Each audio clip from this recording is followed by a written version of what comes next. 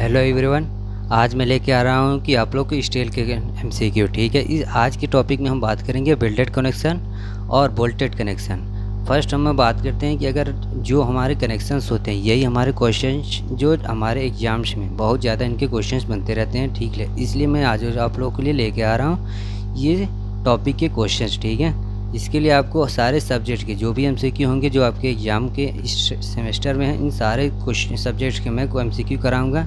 इसलिए आपको करने क्या होंगे कि हमारा जो इंजीनियर्स पॉइंट यूट्यूब चैनल है, ठीक है, इसको आपको सब्सक्राइब करने होंगे जिससे डेली अपडेट मिलते रहें। अब बात करूँ मैं अपने क्वेश्चन से पहले, मैं आप लोग को बताया था कि जो भी हमारा ग्रॉस डायमीटर होता है रिवेट का, वही वो हमारा होता है कि वो रिवेट होल का ही होता है। ठीक है, और हमारा जो रिवेट डिज़ाइन हम लेते हैं अपने WSM में, जो कि वर्किंग स्टेट में रहता था, उसमें हम डिज़ाइन करते हैं अपने किसको, रिवेट को लेते हैं रिवेट। अब हम बात करें अगर ग्रास डायमीटर, ठीक है, तो मैंने आपको बता ही चुका था कि ग्रास डायमीटर होता है नॉमिनल डायमीटर और प्लस क्लियरेंस में मैंने आप लोग को बता चुका था कि अगर 25 mm से लेस या अप टू 25 mm तक की अगर नॉमिनल डायमीटर दिया है तो उसमें हम उन पर 5 ऐड कर देते हैं ग्रास डायमीटर के लिए, और अगर 25 mm से ज़्यादा हो तो 2 mm ऐड कर देते हैं। ठीक है, अब मैं बात करूँ अपने नेक्स्ट में कहता है कि अगर LSM की डिज़ाइन करें जो कि आपके सिलेबस में है, बोल्टेड कनेक्शन के टॉपिक हैं, तो इसलिए मैं आज बोल्टेड कनेक्शन के क्वेश्चन कराऊंगा। बोल्टेड कनेक्शन में क्या होता है कि अगर हम होल डायमीटर या ग्रास डायमीटर लें तो उसमें हम क्या करते हैं, उसकी क्लियरेंस कितनी लेते हैं। नॉमिनल डायमीटर जो बोल्ट होती है उसमें हम क्लियरेंस के लिए कितना ऐड करें, तो इसके लिए होता है जो प्रोविज़न दिए गए हैं IS 800/2007 800/2007 में जो दिए गए हैं उसमें बताया गया कि 12 mm से लेकर 14 mm तक के अगर डाया है, ठीक है, सैंक डाया, तो वो लेते हैं उसमें A1 mm ऐड करते हैं। और अगर 16 से 24 की बात करें तो ये 2 mm हम ऐड करते हैं किसके लिए, ग्रास डायमीटर के लिए। अगर यही 24 mm से ज़्यादा हो जाए तो हम 3 mm ऐड कर देते हैं उस हम अपने ग्रास डायमीटर को फाइंड आउट करने के लिए। अब हम आते हैं बोल्ट के। बोल्ट होता है कैसे, अब देखिए ये होती है बोल्ट कनेक्शन। ठीक है, बोल्ट में क्या होता है कि इसे हम बोलते हैं बोल्ट हेड। ठीक है, और ये जो होती है इतनी डाया को ही हम सैंक डाया बोलते हैं, और इसे हम थ्रेड सैंक डाया बोलते हैं। ठीक है, ये हमारी जो नट होती है इस पर हम आपको पता ही होगा कि इसमें हम थ्रेड करके हम इसको कनेक्ट करते हैं। लेकिन जब हम डिज़ाइन में लेते हैं तो हम अपनी इसी वाले डाया को, थ्रेड डाया को नहीं लेते हैं। अगर हमारी थ्रेड डाया आती है तो इसके अलग से प्रोविज़न दिए गए हैं डिज़ाइन करने के, लेकिन हम बात करेंगे यहाँ पे बस सैंक डाया, ये इसी प्रोविज़न पार्ट को ही बस डिज़ाइन के तौर पे लेंगे।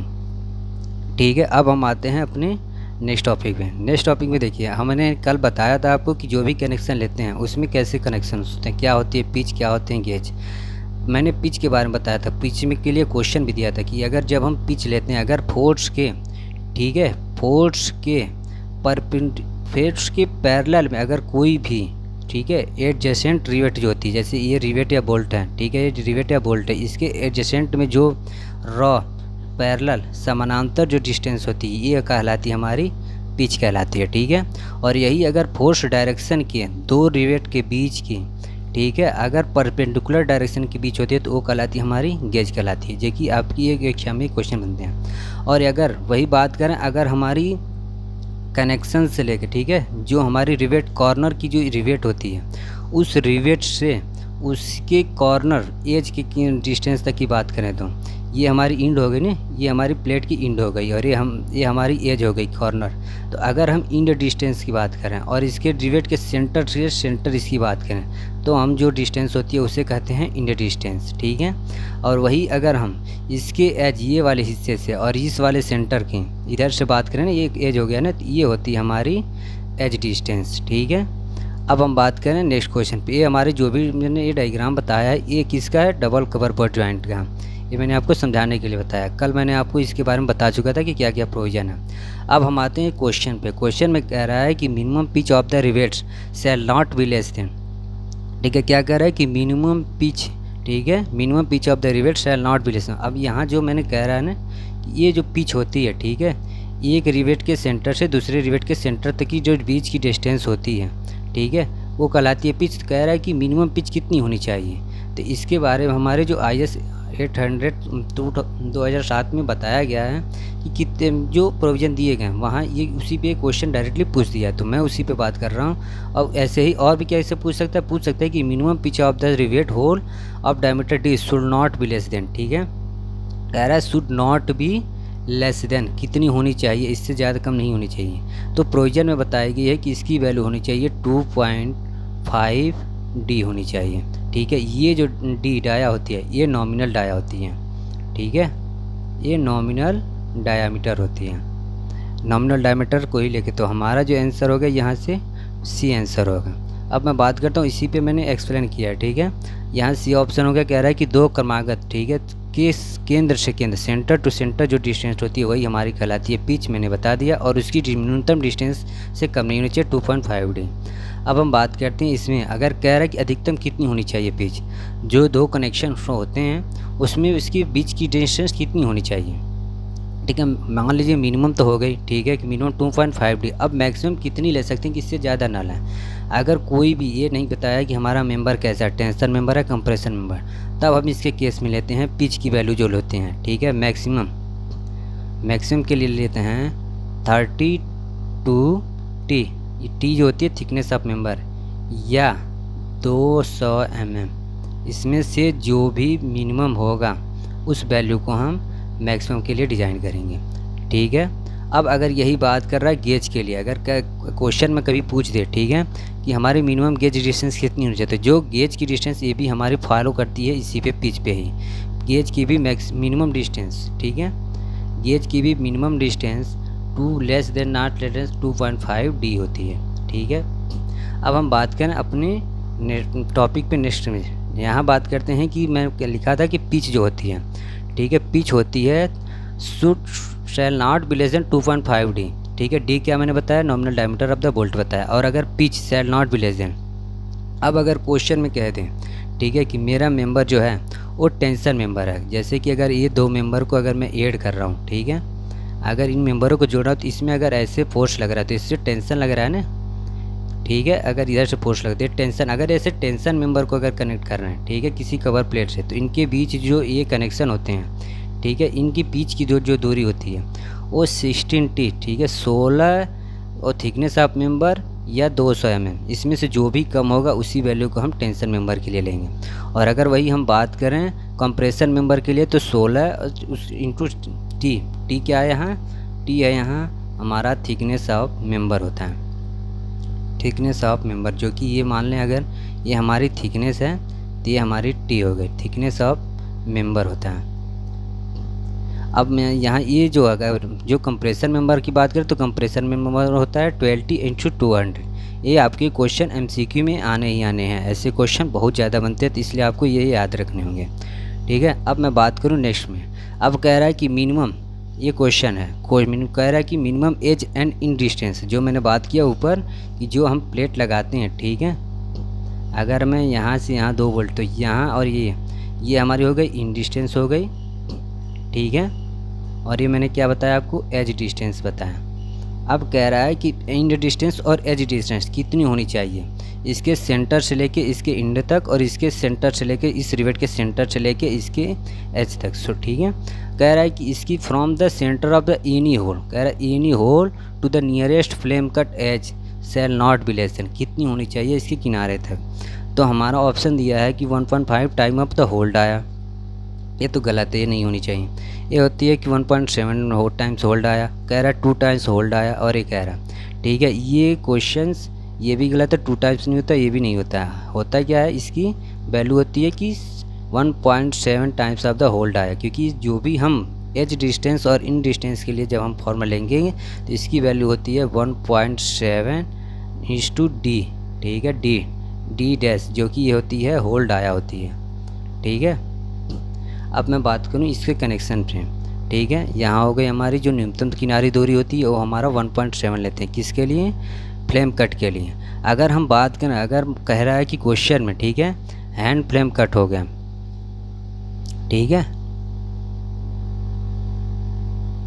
अगर ये क्वेश्चन में कह रहा है, ठीक है, कि अगर ये तो क्वेश्चन में कह रहा है कि हैंड फ्लेम कट है, ठीक है, तो हम बात करेंगे इसकी 1.7 होल डायामीटर लेंगे। और अगर हम किसी मशीन से कट करते हैं, ठीक है, इसके एज को, अगर मान लो ऐसे अगर प्लेट है, अगर इस प्लेट को अगर मैं मशीन से कट करता हूँ अपने, ठीक है, तो हम जो सेंटर से इसकी डिस्टेंस लेंगे, ये वाली डिस्टेंस, ठीक है, ये लेंगे 1.7 डी, ठीक है। और ये अगर हम मशीन से कट करते हैं तो 1.5 डी लेते हैं। और अगर यही हम मशीन से कट करते हैं तो इसकी वैल्यू क्या होती है, कम हो जाती है, तो इसकी वैल्यू होती है 1.7 हो जाती है अगर हैंड से कट करते हैं, ठीक है। ये हमारी कहने मतलब है कि मैं जो डिस्टेंस ले रहा हूँ, ठीक है, किसी भी प्लेट की, अगर मशीन से कट कर रहा हूँ तो मशीन से क्या होगा, मैं ज़्यादा सेफली हम कट कर सकते हैं, तो इसकी वैल्यू रेडिश होती है, जो इसकी वैल्यू होती है 1.5 डी होती है। अगर वही हैंड कट करते हैं तो हैंड कट में क्या होता है कि हमारे कुछ ऐसे कॉर्नर बन जाते हैं, ऐसे, ठीक है, डिफेक्टेड हो जाते हैं, तो इसलिए हम क्या करते हैं, इसकी सेफर साइड के लिए हम इसकी डिस्टेंस को लेते हैं 1.7 डी, ठीक है। ये डी डैश जो होती है ये होती है होल डाया होती है। अब हम बात करते हैं नेक्स्ट टॉपिक का, बोल्ट में होता है क्या, मैंने जो बताया ना कि बोल्ट की एक प्रॉपर्टी भी बहुत ज़्यादा एग्जाम में पूछती है, क्योंकि अगर मान लीजिए जो बोल्ट डिज़ाइन में आपकी वैल्यू जो दी जाती है वो देती है 4.6, मान लें अगर ये क्लास 4.6 की बात कर रहा है, ठीक है, किसी डिज़ाइन के लिए, तो इसमें पूछ सकता है एग्जाम में पूछेगा कि आपको क्लास 4.6 के लिए आपको बतानी है अल्टीमेट स्ट्रेस कितनी होगी, ठीक है, अल्टीमेट स्ट्रेस। आपको ज़्यादा कुछ नहीं करना है, अगर ऐसे अल्टीमेट स्ट्रेस पूछे तो डायरेक्टली जो क्लॉज दिया उसकी फर्स्ट वैल्यू जो 4 होती है, ठीक है, 4 होती है, ये इसी 4 को ही हम मल्टीप्लाई करते हैं 100 से, तो इसकी वैल्यू हो जाती है 400। अगर इसमें 100 से मल्टीप्लाई करते हैं तो इसकी न्यूटन पर mm स्क्वायर इसकी अल्टीमेट स्ट्रेस। और अगर यही बात करें अगर यील्ड स्ट्रेस की, ठीक है, अगर बात करें यील्ड स्ट्रेस बोल्ट कनेक्शन में क्लास 4.6 की यील्ड स्ट्रेस की बात करें तो हम दोनों वैल्यू को मल्टीप्लाई कर देंगे, जो क्लास 4.6 दिया है ना इसी को मल्टीप्लाई कर दो एक दूसरे से, जो वैल्यू आ रही है उसी को लिख दो यहाँ 4 चुकी 24, ठीक है, इसमें और 0 लगा दो, 100 से मल्टीप्लाई कर दो, बस इसकी वैल्यू हो जाती है आपकी यील्ड स्ट्रेस, है ना जी। ये टॉपिक आपके पूछते हैं एग्जाम में, तो आपको ज़्यादा कुछ नहीं करना है, बस अगर क्लास की बात कर रहा है 4.6 या जो भी मान लें, अगर बात कर रहा है 5.6 तो 5.6 के अगर क्लास की बात करें तो हम अल्टीमेट स्ट्रेस की वैल्यू क्या लिख देंगे 500 लिख देंगे। और अगर वही अगर पूछ ले इसकी यील्ड स्ट्रेस की वैल्यू कितनी हो जाएगी तो हम दोनों को मल्टीप्लाई कर देंगे, तो हो जाएगी 300 हो जाएगी इस न्यूटन पर mm स्क्वायर, है ना। ये ऐसे क्वेश्चन आपके बहुत सारे एग्जाम में पूछे जाते हैं, तो इसको आपको ध्यान देना। और ये भी पूछ सकता है कि अगर कह दे कि एग्जाम में कि अगर हम बोल्टेड, जैसे हम RCC पढ़े होंगे जैसे उसके ग्रेड दिए गए हैं, ऐसे ही बोल्टेड कनेक्शन में भी ग्रेड दिए जाते हैं, जैसे M16, M20, M30, ठीक है। अगर ऐसे बात करें तो यहाँ जो भी 16 की बात करें या 20, 30, ये हमारी डायमीटर होती है, ठीक है, शैंक डाया होती है। ये भी आपके एग्जाम में पूछता है, जैसे RCC में पूछता है कि अगर M20 दे दिया तो कहता है कि अगर ग्रेड M20 है तो इसकी करैक्टरिस्टिक स्ट्रेंथ होता है ये, ठीक है, तो आप कहते हो क्योंकि इसकी करैक्टरिस्टिक स्ट्रेंथ होगी 20 न्यूटन पर mm स्क्वायर, ठीक है। ऐसे ही अगर बोल्टेड कनेक्शन की बात करें और अगर ग्रेड दें तो हम जो इस यहाँ देता है वो स्पेसिफाई करता है इसकी क्या वैल्यू स्पेसिफाई कर, इसकी डाया को स्पेसिफाइड करता है, ठीक है। अब हम बात करें बोल्टेड कनेक्शन की कुछ फेलियर की, ये भी आपके एग्जाम में बहुत ज़्यादा पूछे जाने हैं। कई बार क्या होता है कि आपके डायग्राम ऐसे दे देगा, ठीक है, स्टील डिज़ाइन में ऐसे आपको डायग्राम दे देगा और पूछ देगा वो ऑप्शन में कि ये कौन से फेलियर हैं। तो मैं बात करता हूँ कुछ फेलियर्स की, ठीक है, बोल्टेड कनेक्शन की। अगर ऐसे फ्लेम दे दे और यहाँ से आपको ये अलग अलग दिखा दे कॉर्नर, ठीक है, एक कट दिखाए इसके सेंटर से, तो सेंटर पे अगर कट करता है तो ये होती है इसकी सिंगल शेयर होती है। और अगर यही इसके बीच से, ठीक है, एक मेंबर इधर लग रहा है और एक मेंबर इधर साइड से लग रहा है, अगर इनमें 2 कट बन रहे हैं, ठीक है, जैसे मैं अगर बात करूँ यहाँ से अगर 2 कट बन रहा है, ठीक है, अगर 2 कट बन रहा है इसमें एक कट आपको यहाँ बन रहा है, ठीक है, और एक कट यहाँ बन रहा है, तो अगर 2 कट बन रहा है तो ये क्या होगा डबल शेयर हो जाएगी, ठीक है, यहाँ डबल शेयर की बात हो रही है। अब अगर ऐसे ही क्वेश्चन में अगर फिर पूछ दे कि अगर कह रहा है कि ऐसे अगर क्वेश्चन में आपको दिखा दें, ठीक है, क्रशिंग फेलियर जो भी ऑप्शन में दिया है, अगर ये दिखा रहा है कि ऐसे फेलियर को दिखा रहा है कि ऐसे फेलियर कैसे होते हैं, ठीक है, तो ऐसे फेलियर को हम क्या करते हैं शो करते हैं बेयरिंग फेलियर, ठीक है, बेयरिंग फेलियर को शो करते हैं। अब हम बात करते हैं इसके शेयर कट की। शेयर कट क्या होता है कि ऐसे ही जो डायग्राम होते हैं, ठीक है। ऐसे अगर फेलियर दिया है क्वेश्चन में तो आपको सीयर कट शो करने हैं, और ऐसे टेंशन फेलियर अगर दोनों पार्ट हट जा रहा है मेन मेंबर तो हमारी टेंशन फेलियर अब प्लेट होती है। और अगर यही पूरी ब्लॉक ही, ठीक है, अगर 4 ये रिवेट हैं, इनके 4 की पूरे पार्ट ही ऐसे हट जाए यहाँ से, ये पूरी होती है ब्लॉक शियर फेलियर होती है। ऐसे आपको स्टील डिज़ाइन के डायग्राम में, ठीक है, क्वेश्चन पूछेगा डायरेक्टली कि क्या होते हैं इसके फेलियर। अब हम आते हैं अपने वेल्डेड में, ठीक है। अब मैंने इतनी टॉपिक आपके एग्ज़ाम में मतलब है ही हैं कि जो पूछने हैं ऊपर जो मैंने बताया वोल्टेड। अब बात करते हैं वेल्डेड कनेक्शन की। इससे ज़्यादा वोल्टेड में जो मैंने बताया इससे ज़्यादा आपको एग्ज़ाम में आने नहीं है, ठीक है। इतना ही आपके सिलेबस में, इतने ही आपको पढ़ने हैं। अब हम बात करते हैं अपने नेक्स्ट में। यहाँ बात कर रहे हैं वेल्डेड डिज़ाइन। वेल्डेड डिज़ाइन में क्या होता है कि जो सिंगल से पूछ रहा है, यहाँ क्वेश्चन पूछ रहा है कि given figure represent which type of the joint.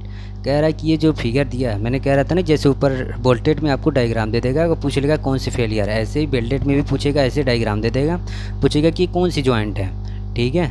ये जॉइंट है, देखो इसका शेप कैसे बन रहा है। इसका शेप बन रहा है, अगर मैं देखूँ तो ऐसे शेप बन रहा है ना, भी टाइप में। तो जब भी टाइप में बन रहा है तो मैं देखूंगा कि ये डबल भी है। अगर यही एक भी ये नहीं होता एक शेप में तो इसकी वैल्यू जाती है सिंगल भी, लेकिन यहाँ क्या है, डबल भी की वैल्यू है। तो यहाँ हम बात करेंगे डबल भी, ठीक है। ऐसे क्वेश्चन बहुत सारे आपके एग्जाम में पूछे जाते हैं। अब मैं बात करूँ उसी के कैसे कैसे इसके टाइप्स होते हैं। फिलेट वेल्ड, 2 टाइप्स के वेल्डेड होते हैं, फिलेट वेल्ड और बट वेल्ड। इन्हीं पे हम बात करेंगे आगे, ठीक है। अब फिलेट वेल्ड की बात करें तो फिलेट वेल्ड में अगर ऐसे डायग्राम दे दें, ठीक है, ऐसे बनाएं इस पे कनेक्शन में, और ऐसे इसके एंगल ट्रायंगल पे बनाएं, तो ये होती है मेट्रो जॉइंट। अगर यही कॉनकेव, अगर इसके एक हिस्सा, ठीक है, जो इसकी डायगोनल की परपेंडिकुलर, अगर ये हिस्से अगर कलर हो जाए, ठीक है, ऐसे हो जाए, ब्लैंक हो जाए, तब ये बात करते हैं हम कॉनकेव। और अगर यही ऊपर हिस्से वाले में दब जाए तो होता है कॉन्वेक्स होती है, ठीक है। ये होगी अवतल वाली डिस्टेंस होगी। अगर अवतल, ठीक है, अवतल की जो ग्लास होती है अगर उसके फ्रेम के जैसे बने तो हम कॉनकेव और वही कॉन्वेक्स की बात करते हैं। ये हमारी नॉर्मल पेनिट्रेशन है, यही हमारे सिलेबस में है और ये हमारे सिलेबस में नहीं है, ठीक है, नॉर्मल ये डीप पेनिट्रेशन। अब बात करें बट वेल्ड को। बट वेल्ड ही हमारा क्या होता है, बट वेल्ड को हम क्या कहते हैं, ग्रूव वेल्ड भी बोलते हैं, ठीक है, ग्रूव वेल्ड भी वो कहते हैं, ठीक है। अब बट जॉइंट जो होते हैं वेल्डेड में कैसे कैसे होते हैं, एक होता है आपका स्क्वायर होता है, ठीक है, ऐसे दोनों जोड़ते हैं एक पैरेलल में, और यही आपका होता है स्क्वायर ओपन होता है। अगर ये खुला हो गया, ठीक है, इसको थोड़ा ओपन कर दें, और यही अगर हमारी वेल्डेड ये शेप बन गई, ठीक है, तो स्क्वायर हो गई, ठीक है, ये बहुत साइड की हो गई, इसमें एक ही साइड है ना। जैसे अगर 2 मेंबर को ऐड कर रहे हैं अगर पैरेलल, देखिए वेल्डेड में क्या होता है ना, अगर बट वेल्ड की बात करें तो जो भी कनेक्शन होते एक दूसरे के पैरेलल में ही हमारे मेंबर जॉइंट होते हैं, ठीक है। अगर मैं ऐसे एक साइड फील कर रहा हूँ तो ये हो गए सिंगल, ठीक है, स्क्वायर ही बनेगा लेकिन सिंगल कवर में जोड़ रहा है। अगर दोनों साइड जोड़ रहे हैं तो हमारी क्या हो जाएगी, वेल्डेड बहुत साइड्स हो जाएगी। यही अगर मैं बात करूँ ऐसे डायग्राम की, ठीक है, मैंने जो ऊपर पूछा, अगर ये कनेक्शन ऐसे भी शेप में कनेक्ट हो रहा हूँ तो ये हो गई सिंगल भी, ठीक है, और अगर दोनों साइड में ऐड हो जाए तो ये हो जाएगी डबल भी, ठीक है।